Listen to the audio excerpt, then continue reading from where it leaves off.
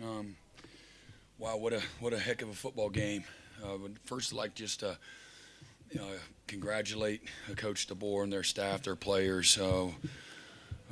Nobody really deserved to lose that football game. That was a well played, hard fought, a slugfest, and incredibly thankful and proud. Appreciate our players just laying it on the line for 4 quarters. I've been talking and bragging about this team that this is one of the best teams I've been around when it comes to just the brotherhood and the belief in one another. Something special about it. These guys, again, if I said something once, I've said it 100 times. They like to work. They like to compete. They like each other, and I think it shows. I don't think you find a way to, win our fourth true road game in the fashion that we were able to against the quality of the opponent we did, unless you have a lot of ingredients that maybe aren't on a stat sheet. And but we got the right people in all the huddles. I thought our second half was just much more complimentary than maybe the first half. Even though the first half there were some good things, not quite as sloppy. But man, we talked about the turnover battle and just what's the eye test going to say about a physicality standpoint. And I really, man, I love the way we struck and put hands on people. We moved people. The pile continued to fall in the Sooners' direction. And we got our hands on a lot of balls. I think we forced 3 fumbles, had maybe 3 picks, and one of them was called back for an interference. And we blocked a field goal right there before half. Taylor Wine had a strip sack. And again, just some things as a byproduct of that. This is a place that, they had the nation's longest winning streak and maybe hadn't lost an SEC home game since maybe 2019. And again, our highest ranked win since 2017, road win since 2017. So really special. Our special teams, we went in thinking that we had an opportunity to maybe really separate ourselves, and it held to be true. Don't have the final numbers, but the hidden yardage, I felt like we dominated in the hidden yardage. We got some key returns, and Sategna did a great job of possessing the football, not letting the ball hit the ground. Our protection, our coverage units. I mean, we had several tackles for loss on our coverage units, and it's just really impressive. I'm really impressed with the way this team continually responded over and over and over. Grayson Miller, again, did he make that Lou Groza finalist? Or not the Groza, yeah, Ray guy. And but he played like one again tonight. Man, he was just amazing. And then Tate Sandell again, school record for consecutive field goals made at 21. Just big time. And again, neither offense, I thought, again, Alabama from moving the ball and had a few explosive plays in the first half. And so the numbers were really lopsided. Again, just like Tennessee. But the Sooners were up by 3 going into halftime. And I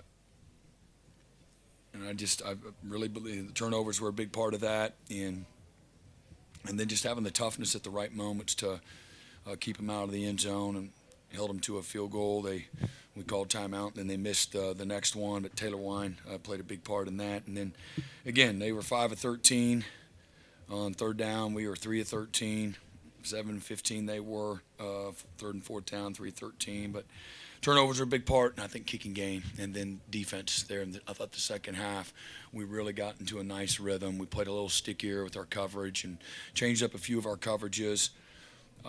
And the sheer will of the players at the end of the day. We didn't. I didn't cover anybody. Nobody on our staff tackled anybody. Nobody protected. Nobody caught the ball. To our players is where all the credit goes. And they just made a decision. They were they're going to be in the conversation. So we're 8-2, and proud of again the effort that it took to get to 8-2. But we got some really good quality opponents sitting in front of us, starting with Missouri, and so we'll celebrate this for a few hours and get back to Norman and go right back at it again. Brent, turnovers kept the Sooners in this game. What does that kind of say about the defense that you built? Yeah, again, I just for me again, we really attacked. We forced some big time turnovers. Sometimes that when it's said the way it said, it's like, oh well, if that hadn't happened, well, it did happen. Number one, and number two, we forced them with great pressure up front. Guys running the ball, hawking at the football. There are several times we didn't get the ball, but if you're paying attention, and really kind of lifting up the hood and looking at it for what it is, man, our guys were attacking the football, and they were relentless. And so, yeah, I mean, that's there's not a more important stat in football than turnovers, and certainly we said that was going to be the one that showed up on the stat sheet is the one that's going to matter. And then again, the eye test from a physicality standpoint, the winner's going to be the most physical team, and everybody that watched the game, there should be no doubt. And I thought, again, Alabama was very physical. Thought they threw body blows back, but at the end of the day, man, we were able to, to be able to again do a little more than they did. So really proud of our guys. Brent, you've talked so much this year about one possession league, one score games. Do you feel like this team's learning how to win those games even when it's maybe not the prettiest? Yeah, I mean, who's it not pretty for? What does that mean? Some people it's pretty for. I happen to like it, and but no, I mean, yeah, I think it's a reflection you seeing it in our league. I don't know what all happened today throughout the league, but we're playing really good people. They're going to make plays. We're going to make plays. We're going to get got. They're going to get got. Turnover is going to be a part of it. Struggle is going to be a part of it. Having to overcome, bad things is going to be a part of it. The team that can figure that out is going to win. So I don't mind in any way, shape, or form, winning that way. No apologies here. Proud of our guys for their fight. You use the word toughness and you use the word sheer will to describe keeping Alabama out of the end zone. Where do those qualities come from? I know it's more than that, but where do they come from? We got a bunch of young men that were raised right. How do you finish those drives? Again, I think that we've recruited a lot of really tough guys that believe in themselves and each other, and certainly in how we do what we do. We try to put a lot of stress and pressure on them constantly as we develop our team. And at the end of the day, man, the guts and the will and the edge and the belief that comes from our players, and we try to create vision for them. I think it kind of starts with that, and then it's belief, and then you got to be willing to kick the door in and take the action that it requires, and be the one that kind of lines up, get nose to nose, and it's about competing to win, and everything has magnitude and everything matters. So our players have really bought into that, and they haven't flinched. When the fire is raging and things are looking a little desolate, man, they have responded several times this year, and certainly have the last couple of weeks when it mattered the most. So just have a lot of respect for our players, and I thought they put respect on again our brand again this week, and for this program, for this team 131, and certainly in this conference. I thought they represent themselves in an incredible way. Yeah. Did he do that last year? It was huge. Yeah, I mean, you look at the game; it comes down to the one possession there. So yeah, that was critical. Huge play.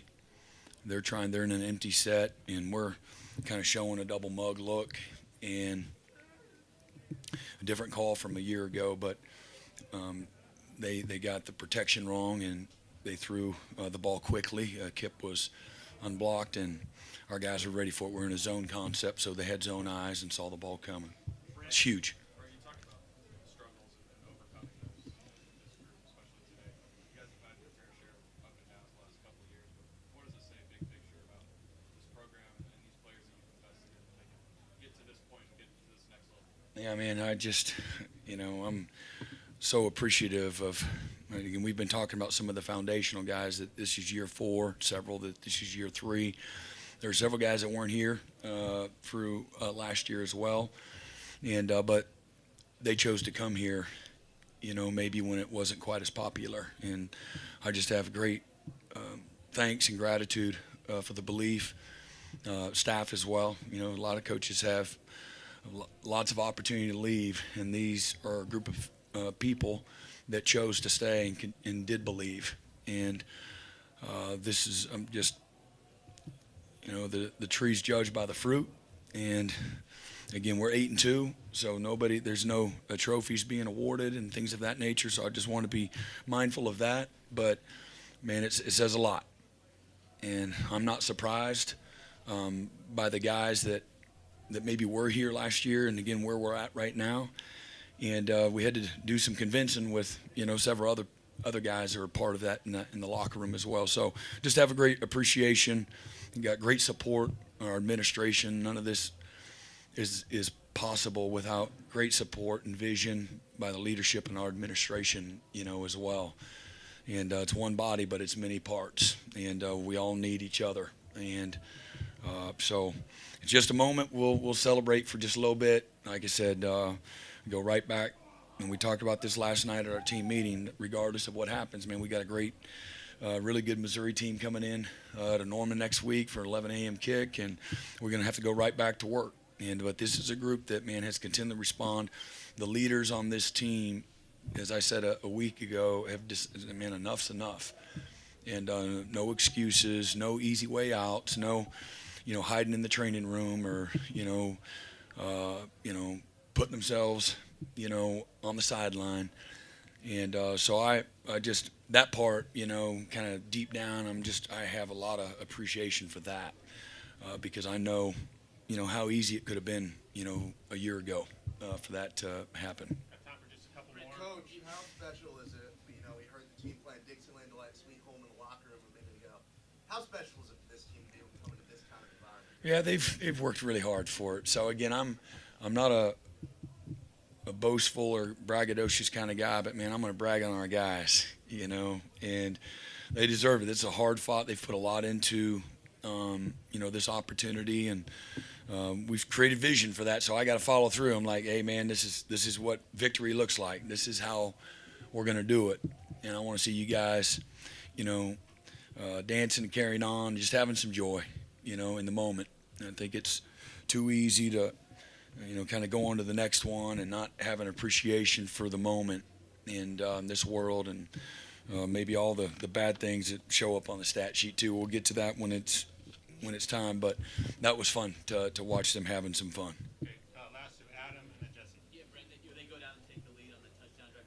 What adjustments, if any, did you guys make defensively just for the rest of the game, including obviously the last series? Yeah, we just got, again, I thought our coverage was a little better. We turned up some pressure a little bit, more, some timely pressure, got them and created some negative plays that really made it hard for them on a couple of those drives. When we just started getting into a rhythm and having some good field position, again, our special teams was fantastic. And then offense was able to have, a few scoring drives there, had a couple of field goals, and that's all it's all it took. And then we had, the timely turnover, forced the fumble on defense, and then got a great stop there to kind of close it out. So I think they scored 7 in the second half, and we scored 6.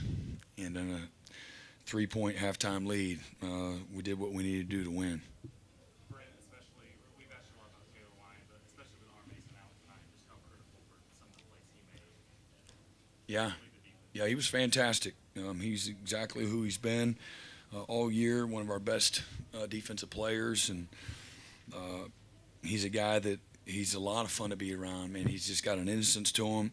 Again, he loves for you to push him, and he's willing to, again, have the truthful conversations that really good players that are going to improve and develop need to be willing to have. He's a shining example, and then everybody pays attention to all that. And Coach Jave has done a great job with that, with his group, and but he's really become a great leader because he shows up and does the work. He shows up and makes plays, and he's going to give everybody else credit, in doing so. But he was really disruptive again, made some huge plays tonight that helped us. Were real critical, pivotal plays in the game, and really proud of him.